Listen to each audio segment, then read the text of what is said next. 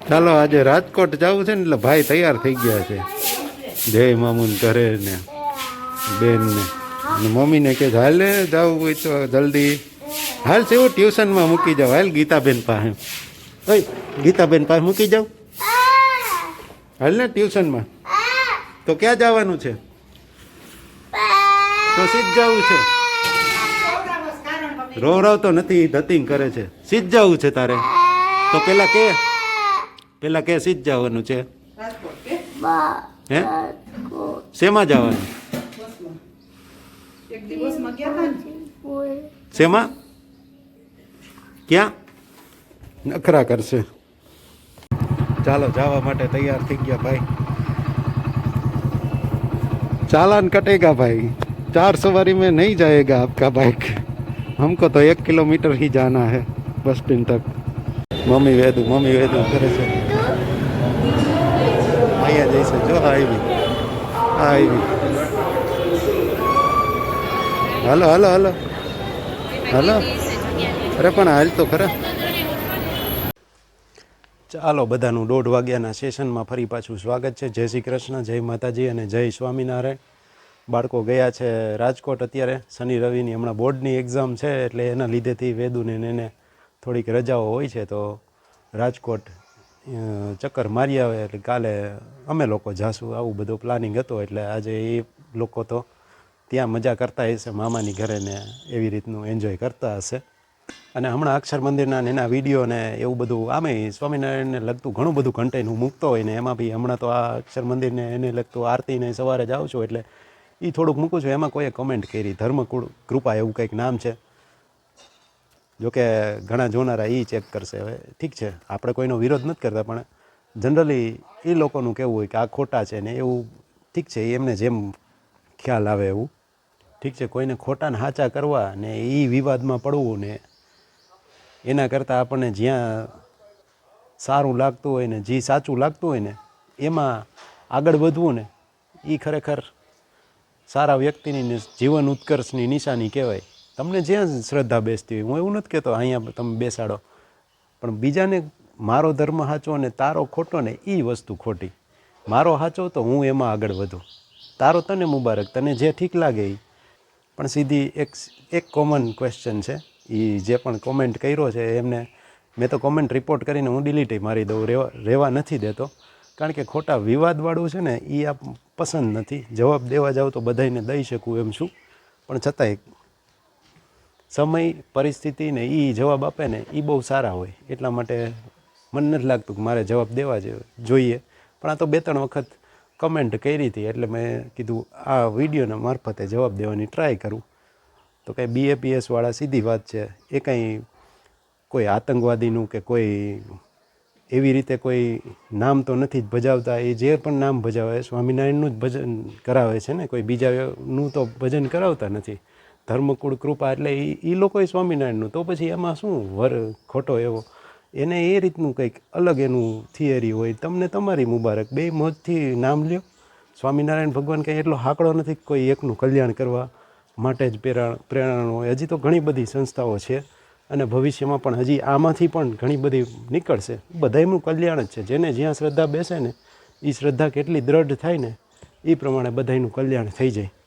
આટલી સંસ્થાઓ છે, બધાયનું ચાલે છે, બધાયના ભક્તો છે. પણ અંતે શું? પ્રભુનું નામ લેવાનું, બસ નીતિ નિયમ પાળો, એ જ કહેવાનો મતલબ છે. એકબીજાને ખોટો છો કે તારું આ ખોટું છે ને એ કહેવા કરતાં આપણને જે કરવાની જે રીતની શ્રદ્ધા આપણને જ્યાં બેસે ને ત્યાં બેસીને ચોટી લેવું ને, ચોટીને એ કામ કરવું ને એ બુદ્ધિમાની કહેવાય. હજી તો ક્યાંક એવી વાત પણ આવે છે કે પાંદડે શ્રીજી મહારાજ થશે એવી વાત છે. એટલે મતલબ કંઈ આટલી સંસ્થાઓ હોય પછી બધે સ્વામિનારાયણ સ્વામી ન થાય. હજી નવી સંસ્થાઓ ઊભી થશે ભવિષ્યમાં. જેમ કૃષ્ણની વાત કરું તો ભગવાન કૃષ્ણમાં પણ કેવી રીતનું અમુક લોકો કૃષ્ણના 8 વર્ષ ને 52 દિવસ ગોકુળમાં જેટલો ટાઈમ એવો જ કંઈક સમય છે. સમય આમ તેમ હોય તો માફ કરજો, પણ ટૂંકમાં ગોકુળમાં જેટલો ટાઈમ રોકાણા ને એટલા જ કૃષ્ણને માને છે. જય શ્રી ગોકુલેશ એવી રીતનું. તો એના પણ ભાગ છે એવી રીતનું. અને બાકીના કૃષ્ણ કાંઈ બદલી નથી જતા, એને એ જ રહે છે. છતાંય એવી રીતનો વિભાગ પડે છે એમાં અને માને છે. અને શ્રદ્ધા છે તો શ્રદ્ધાથી બધું કામ થાય છે. મેઇન કામ તો જે છે ને એ શ્રદ્ધા. તમને પથ્થરમાં શ્રદ્ધા હોય ને તો એ પથ્થરે તમારા કામ કરવા માટે તૈયાર થઈ જાય ને શ્રદ્ધા ન હોય તો સામે બેઠેલો સાક્ષાત ભગવાન પ્રગટ થઈ ગયો હોય ને તો એ તમને એમ જ લાગે કે આ તો માણસ છે. મથુરાનો જ એક પ્રસંગ છે કે મથુરામાં યજ્ઞ ચાલતો હતો ને કૃષ્ણ ભગવાનને ગોવાળો બધાય ગાયો ચરાવતા હતા ને એમાં પછી એકવાર ભૂખ લાગી ને એના ગોવાળોને કીધું કે જાઓ તમે આ યજ્ઞ ચાલે છે ને ત્યાંથી ભિક્ષા માગી આવો કંઈક જમવા માટે. હવે ઓલા લોકો જે બ્રાહ્મણ જ હતા એટલે એ વિષ્ણુ ભગવાનનો યજ્ઞ એ બધું આહુતિ દેતા હતા તો એ કહે કે એ ભરવાડ છે અને કૃષ્ણને કહે કે એને ગોવાળીયાને અમે શું દઈએ, અમારે વિષ્ણુ ભગવાનની આહુતિ કરવાની છે. પ્રગટ વિષ્ણુ જે કૃષ્ણ રૂપે હતો એને ઓળખી ન ગયા અને આહુતિ દઈને ઓલાવને ટૂંકમાં ગોવાળિયા આવ્યા હતા એને ભગાડી મૂક્યા. પછી કૃષ્ણએ કીધું કે હવે તમે એમની જ પત્નીઓ પાસે ગોરાણીમાઓ પાસે જાઓ. એટલે એ ગયા ને એ લોકો તો ભોળી ભલ્યું હોય એટલે એને તો એ કે લે એને મૂળ ગોકુળની બાયુ જે આવતી ને લેજો માખણ લેજો કાન એમ કાન કાન કહેતી હોય ને એટલે એ કાન કોણ છે ને એની બધી લીલાઓ સાંભળેલી મથુરાની ગોપી હોય એ બધી. એટલે એને પછી કૃષ્ણના ગોવાળો બધા આવ્યા ને એને કીધું કે અમારો કૃષ્ણ છે ને એ આવી રીતે ભૂખો થયો છે તો દો. એટલે આ ગોપીઓએ તો થાળ બનાવી દીધા સરસ મજાના ને થાળ મોકલાવ્યા. એટલે પછી ઓલા જે યજ્ઞ કરીને આવ્યા તો એને તો સામૂહિક રીતે લે આને ઓલા ભરવાડને જમાડી દીધો, આ ગોવાળિયાને જમાડી દીધો, આને બધાને બહાર કાઢી મૂકો. બધી ગોપીઓને ઘરમાંથી કાઢવા જાય તો પછી ઘર હાલે કેમ? એટલે પછી આગેવાનોએ નક્કી કર્યું કે હવે કાંઈ વાંધો નહીં, આના હાથનું આપણે જમશું નહીં. અને પછી આજે પણ હજી પ્રથા ચાલુ જ છે, તમને ખ્યાલ છે. તો આવી રીતને ઘણીવાર પ્રગટ સામે ઊભા થઈ જાય ને તોય જમાનો એવો હોય ને કે આપણી આડે આવરણ હોય ને પ્રભુની ઈચ્છા હોય ને તો જ આપણને ઓળખાય, નકર એ ઓળખાય નહીં. અને આમાં જ્ઞાની થાય ને જ્ઞાન વધારે ભેગું મળે ને એટલે પછી થોડીક આ તકલીફ રહે. ભાવની જે જગત હોય ને એ દેખાય નહીં. બસ તો વધારે લાંબુ કરીશ તો બોર થઈ જશો. તો આજ માટે આટલું જ રાખશું. વ્યસ્ત રહો, મસ્ત રહો ને સાથે તંદુરસ્ત રહો. ફરી પાછા મળશું નવા વિડીયોમાં. આ તો એક કમેન્ટ કરી હતી 2-3 વખતથી થતી હતી એટલે પછી મેં કીધું લાય આજે થોડુંક બોલી નાખીએ.